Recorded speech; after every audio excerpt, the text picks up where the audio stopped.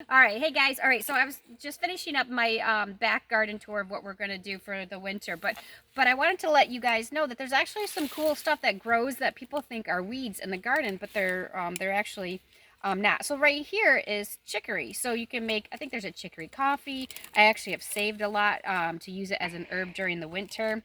And that's what these beautiful leaves are right here that look like lettuce, but it's actually chicory leaves. There's also a couple other things that are growing back here that's really good. So let's find some plantain. Let's take a close-up shot of this one, Logan. This one right there. This right here is plantain.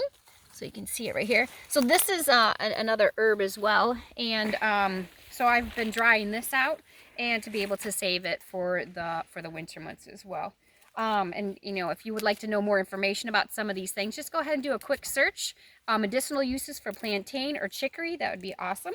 There's also some chickweed that's over in this corner over here. And chickweed is great to make for a salve and is really good for healing the skin. So that's another thing that's just growing as a weed out in the garden, but I like to go ahead and save what I can during the summer so that I could use it during the winter. All right,